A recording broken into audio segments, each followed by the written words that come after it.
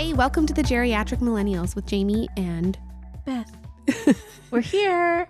Merry Christmas. Merry Christmas. Happy holidays. Okay. I'm so sorry. You're not in your car or shower. I know, but It's okay. it feels good. I know. We sometimes. need to do karaoke. Yeah. A Christmas karaoke party. It'll be Please. so fun.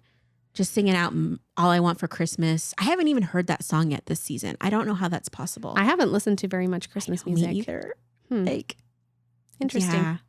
It's okay though. It's absolutely okay. Yeah. All right. What are we talking about? We're talking about our hopes and dreams. No, we're not. And our feelings. No, we're going to take a stroll down memory lane to, that's right. to Christmas past, Ebenezer Scrooge style, and talk about the good, the bad, the hysterical, the cringe of Christmas. Okay. Yeah. I'm just letting people know, this is the episode you want to listen to when you're like roasting a ham, or what else do people do at Christmas? Decking the halls or wrapping that presents. Should be done in advance. Well, some of us are late to the game. You Jamie's have a halls were Christmas tree decked up. on Thanksgiving, so I was very impressed. Yeah. I I needed to use my time. She has a I real had. foliage in her home. I know. It's dried out. It's flaking now. Okay, that's called a fire hazard, so be careful. Yeah, I only put up a Christmas tree this year, and I did my ornaments in the most so I put the tree up around Thanksgiving, and then normally I'd put the tree up and then the ornaments and do all the things at the same day. I put the tree up. I'm like, that's enough. And then literally 5 days later, as I was sitting after work looking at the tree, I should probably put something on that. And I'm talking on the phone to my mom or something. And I'm just throwing ornaments up. And I'm like, I've never in my life not, put on a Christmas movie or music and did the tree right. Yeah.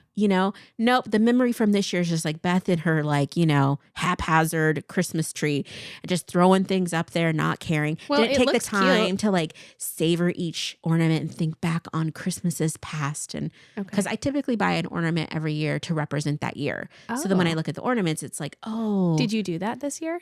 I have not done it yet this year. Do you remember your idea with the little books? Listen, I don't need you to throw that in my face right now. It's a great idea. It's so good. So I saw this ornament to make on the TikTok where you make miniature copies of all the books, just the covers that you read that year. Yeah. And then you can celebrate, look what I did. But guess what? Spoiler alert, I didn't read very many books. It'd be a real easy ornament. It'd be so easy. But that reading books would definitely not be the theme for this year. I think I'm going to get a microphone because this year was all about podcasting for me. Oh, I see what you're saying. Yeah. I was like, as an ornament. Yeah, as an ornament. I think that's a fabulous idea. Yeah, I think that this... Or a cat. I already have 2 or 3 cat ornaments. I feel like it's going to be a Fratelli tree if I'm not careful. Okay, because didn't you get her this year? No, I got her last year. Oh, so it's okay. just, but I'm sure I'll get a Fratelli ornament every year because the older I get, the years just blend together. I know. That's why you need an ornament each year and you write the date on the bottom 2020. I have a really good one for 2021 that I got, and it's a dumpster and it says 2021 on the front. And then in that dumpster is another dumpster that says 2020 because it was 2 dumpster fire years. And so it's Where'd you get that? I got it online because I'm a cool Etsy shopper. So that is very cool. Anyway, but we're sharing some of our favorite holiday moments and memories and milestones. Now, when we go down memory lane, I know I have a hard time. problematic. What is wrong with my brain? Nothing's wrong. It's perfect. Okay. Yeah. So what are some of your classic Jayme memories from? Okay, well, this one's a sad one because okay. I ruined my Christmas. What? Yeah. I think I might have told you this before. I don't think so. So there's one year where I snooped and I tried to find the Christmas presents and I found them. And you opened them? Oh, I saw it all. Oh, yeah. And then I had to pretend that I didn't know and that I was actually surprised on Christmas morning. It was torturous. Oh. I was internally tortured because I think I was 8 or 9 and I felt so guilty and I just could not bring myself to admit it that I saw, because what would that do? Yeah. What would that do? It doesn't help anyone. It doesn't help anyone. You don't need the punishment. I mean, it could have maybe absolved my guilt slightly, but then I might have been, I don't know. I was going to say punished, but Yeah. my own internal struggle was enough punishment. And I Mhm. never snooped again because it was awful. Like I'm I was so sorry. excited when I found it was when we got a Sega Genesis Mm. and it was very well hidden. It was inside a suitcase underneath Oh, the you stairs. really tried. You really underneath tried. the stairs in the basement. Okay.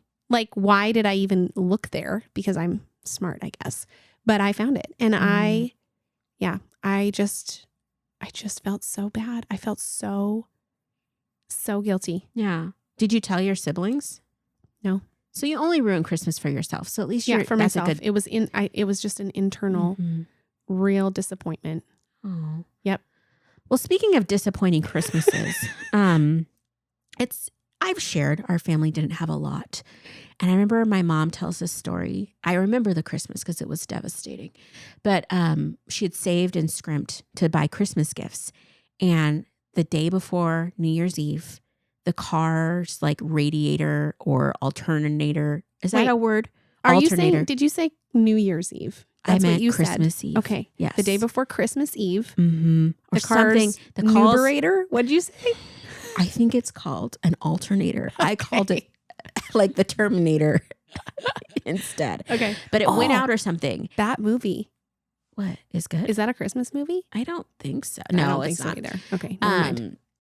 So the alternator goes out, and my mom has to use all the money she saved for Christmas plus some to go fix it because Oh, it's that our sucks. only car. Yeah. And so I think she and my dad somehow scraped together $5 to buy Christmas gifts for me that year. They didn't buy them for each other, I don't think. They just had a $5 Christmas. Wait, so they didn't have any gifts before Christmas Eve? So yeah, she had been saving and she was going to go Oh. shopping and do the sales and stuff Yeah, or whatever. yeah, yeah. And then it took Aw. all that time just to get enough money saved to buy gifts. And so then here comes Aw, this this whole, is so sad. it is very depressing.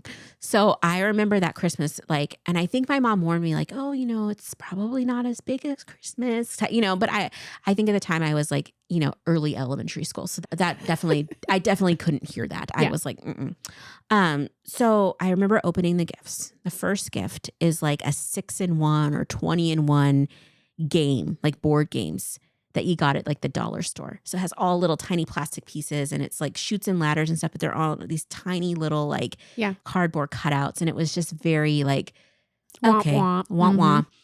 The big gift, I go to open that. It is a bag of popsicle sticks that have little notches in them so that you can put them together like Lincoln logs. Mm. But they are popsicle sticks. Mm-hmm. And I think I got some candy and that was it. Mm-hmm. Now, I know it's a very privileged thing to get Christmas presents and whatnot, but when I tell you that scarred me for life, freaking scarred me for life. It's just like, oh, the $5 Christmas, it was so sad. It was just so sad. I wonder how your mom felt. Oh, I'm sure she felt horrible. And I mean, we had other gifts from other people, like family members and stuff, but it was like, I think it was kind of recession-y-ish. I don't know. It was just not good times. And so it was a pretty rough year. Yeah. I did keep those popsicle sticks for a very long time though. So there you go. Why? Because they were the only toy I had, Jayme. No, but I just kept them because it was just like, that was my Christmas gift. So I used them for crafts and stuff for a long time. Like it was, I made it work, but yeah, it definitely, it taught me a lot at a very impressionable age about the value of things and the value of making a memory, and like, obviously it's not all about material stuff, but just like the value of like, what can you do to make a memory for someone? So anyway, wah, wah. Let's do a happy story. Do you have one? Please, I do. Okay. So, of course I do. Okay. So one of my favorite Christmas memories was, I think I was probably 9 years old or 10, and it was Christmas Eve, and we went to bed and we got woken up. My parents woke me up, me and my younger brother, and they were like, we're opening gifts. Oh. And so they somehow got carried away and just had started like opening gifts that night after we went to bed. And so they woke us up so we could participate. And we had so much fun because it was so unexpected. Yeah. They woke us up. It was like midnight and we're like, we opened all our gifts and it was just so much fun because it was unexpected and out of the ordinary. Like we've never done that before and we've never done it since, but it was really, really fun. So I remember, cool. I remember that because I think they must have done, like I think growing up, I don't know. Again, my memory is not the best, but I do this with my family. We do one gift on Christmas Eve. Mm-hmm. And so I think that it had started like that, and then it just kind of snowballed. They just got into a frenzy. That is exactly what happened. And they were just excited and in the moment, because I have two older siblings who would have been late, like teenagers, or I think my sister might have already been married, actually. It was a really, really fun Christmas. And then we slept in. Which is even better. Right? Oh my, that's one thing about not having little kids at Christmas. Mm-hmm. We used to wake our family up at it'd be 5 a.m. Oh, for sure. 6 a.m. And then finally we're not doing it till 6:30 or 7. But now it's I sleep in. Yeah. It was harder. I still actually woke up a lot when I was, in my college years. And I remember my little brother would want to sleep. And I'm like, it is 6 a.m. on Christmas. I'm opening my presents. And I'd force him to get up, which was so stupid because we were all adults at that time, basically. Yeah. And it's there's no reason for this. But I do need to so kind of going back onto Christmas Eve. So I need to tell you the story of when I saw Rudolph. Yes. So I must have been about 4, maybe 5. I don't know. And sometimes my parents would sleep with me because I was fidgety or whatever. And I had this wrought iron bed and my room was purple lavender with little lavender tulips on the wall. It was a whole thing. And my dad was sleeping next to me and he was a big old man that snored.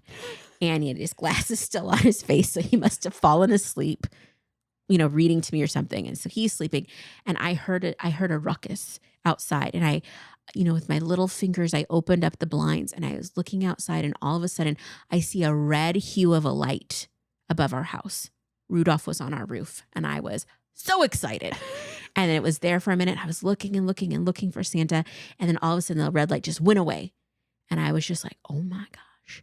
First of all, I'm very lucky I didn't see Santa because I probably wouldn't have gotten gifts then because you're not supposed to see.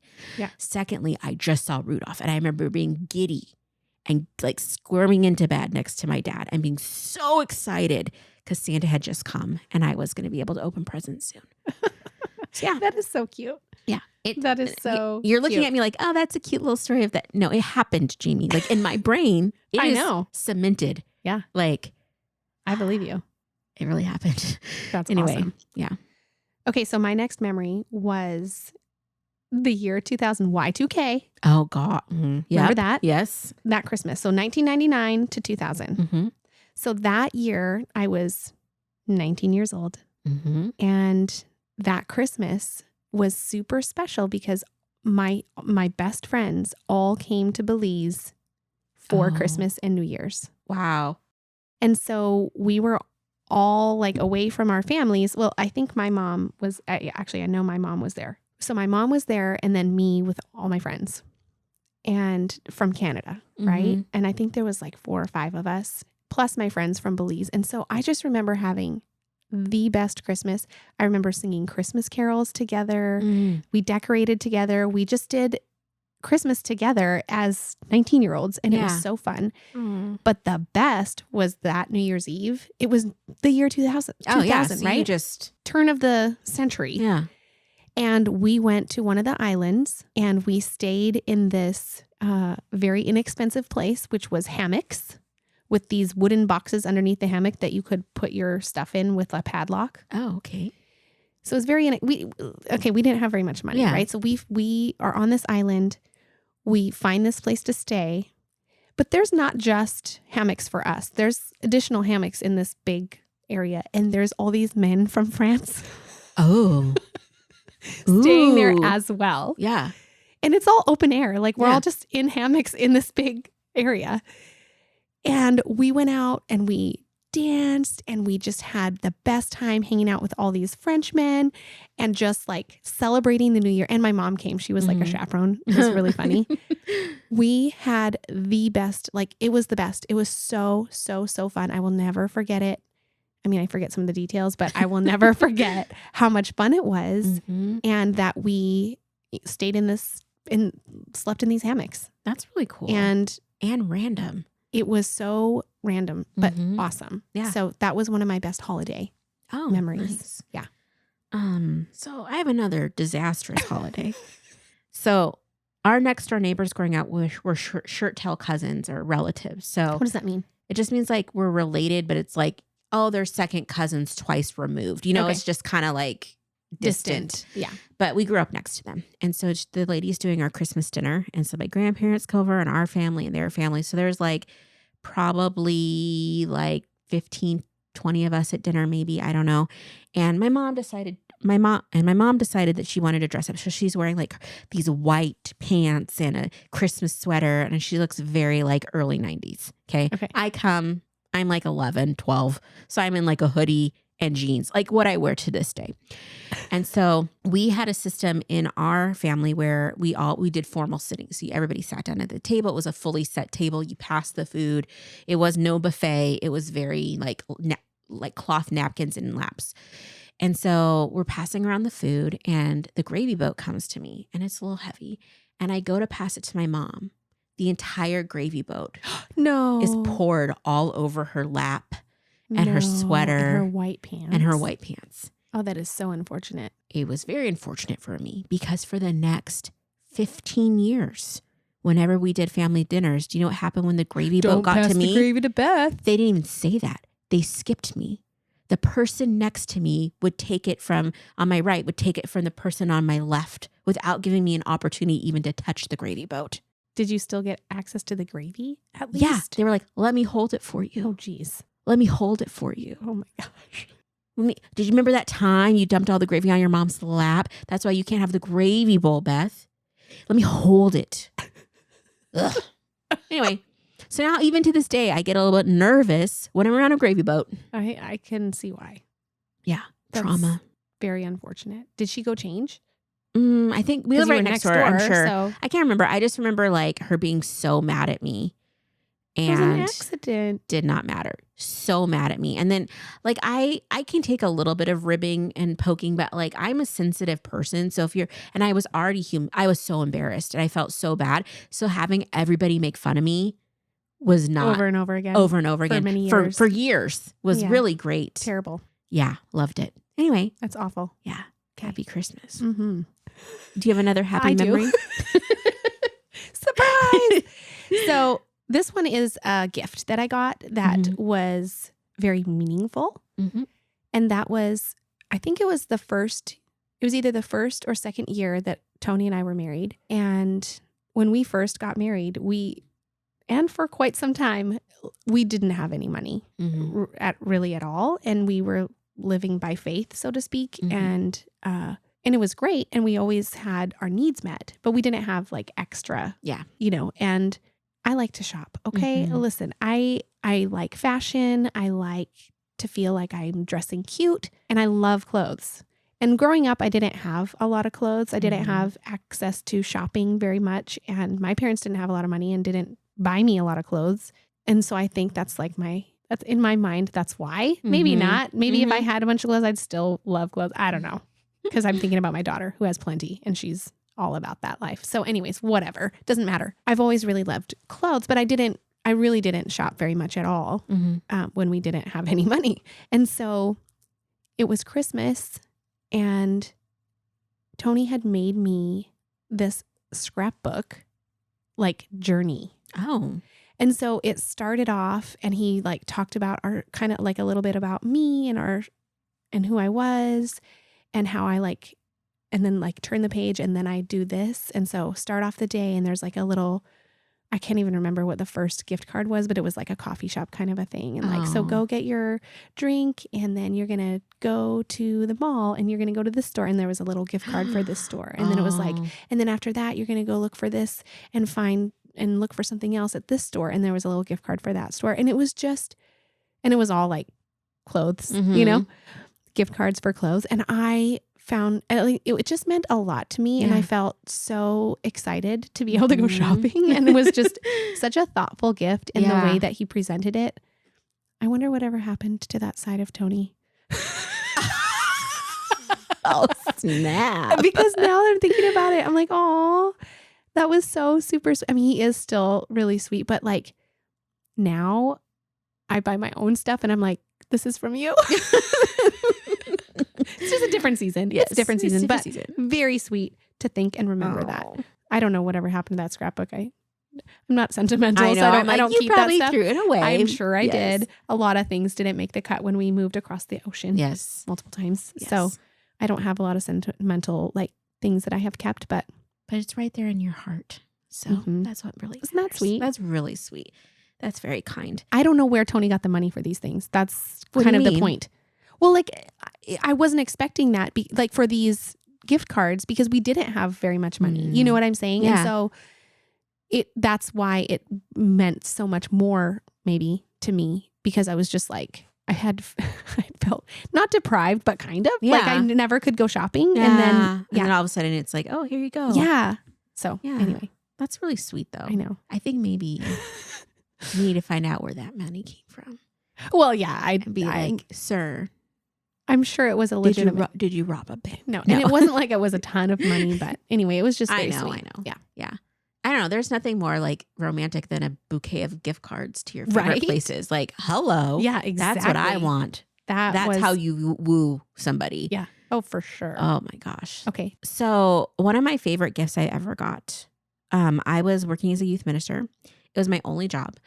And I was so poor. Like, granted, like I was able to live with my parents, which was nice, which that comes with its own cost. Right. But I think I was making about $1,300 a month working full time, like way over hours, and then taking odd jobs here and there. Like it was to where I could barely pay my student loan. Like it was bad. And I was like, right now, if you said, Beth, you have to live on $1,300 a month, I would be like, well, that's problematic. Yeah. It's like, not doable. I couldn't do it at this point. Like, I mean, obviously life circumstances changed, but yeah, it was really hard and it was tough. And there was no extra to like treat yourself. Like treating myself was buying non-generic groceries, you know, and it's just whatever. And so one year for Christmas, my aunt asked me what I wanted. And I told her I wanted I liked Apple stuff. And so she got me an iTouch when iTouches were still a thing. I don't even know what that is. So it's like an iPod, but it looked like it was like a iPhone, but it was really, really thin. And it had like all of the like apps and stuff. And you could do everything you could do on the phone except for make calls. So it was just an iPod video, whatever. And so I was so excited. And I worked with I worked with lots of kids too. Because that's an expensive gift. It's expensive. And I worked with a lot of, you know, I had a lot of students that were pretty privileged or had money and stuff too. So it's just like they all had nicer phones than me and just nicer cars than me and everything. And I was so excited to get it because I was such a gadget girl. And like I had a flip phone at this point. Like I didn't even have an Apple phone. And so that served as like my quote unquote Apple phone for like 2 years, 3 years before I could afford to get my own. And it just brought me so much joy to be able to like take pictures because it had a camera. That is and so you could cool. like all it just had all the features that were lacking on my Motorola Razr. Yeah. And so it was a really nice, happy gift. Yeah. That's awesome. Yeah. It was a good one. It also made its way with me to South Korea a few years later. And so that was like my primary camera when I lived there. But I had to spend my first Christmas ever away from home and ever away from any family. Like, because I was in South Korea, you couldn't go home for Christmas. And so that was like a weird transition of life to spend a holiday by yourself kind of. And my mom sent me like this little, like, I don't know if it was a Christmas tree cutout and some fake like flat lights and stuff. And so I like had that up and family sent me some things. It had to come through customs, which was like a whole ordeal. And it was just so different being like, there was none of the traditions, like, because you couldn't even buy eggnog. Like you couldn't, it was just so different. But my favorite thing about being there is that Christmas, well, at least at the time I was living there, this was like a decade ago, like Christmas was a couple's day. And so like a lot of times couples went out on Christmas. And so all of the little like cute bakeries and stuff there had couples cakes, and you would go and you would buy like a cute cake. And a lot of times they came with matching like Christmas mugs. And so cute. like that was the best thing, was just going and getting a couple's cake for myself. They were very small. Okay. They weren't like here. And then I spent time with my friend Chelsea. It was so nice. Like she made dinner in a tiny little like the little ovens that go on the top. What are they called? Toaster ovens. She used a toaster oven to make like, she was from Canada. So a Canadian Christmas. And we just sat in a tiny apartment eating this tiny dinner and, you know, being away from home for the first time and Yeah. experiencing Christmas in a foreign country. It was really fun. Yeah. I mean, I don't want to do it again because I do like to have my family around me now, but it was really nice. I do miss those Christmas cakes. I'm telling you, if you go to South Korea, you have to go to the bakeries. They're freaking amazing. Really? They have these little adorable cakes, and they're not too, like, the sweetness level is like not close to what it is here. It's so low, so they're easy to eat. Yeah. And they don't make you sick, and they're just And that's the thing delicious about and cake. good. I'm not a fan of cake because it's always so sweet. Yeah. And it's not like frosted cakes, like it's so light and delicious and beautiful. I have some pictures I'll have to show you because it's like, they were just so wonderful. I would love to see Oh those. my gosh, I want some cake. Korean cake. Korean cake. Oh, I know there has to be a Korea inspired or Korean bakery, not in our town, but somewhere in America. And I'm like, I need to find it. You do. Because I need a Christmas cake.